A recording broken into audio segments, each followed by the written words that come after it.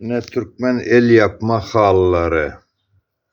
Bu halılar patronlara, masada patronun önünde koyuluyor. El yapımı bunlar.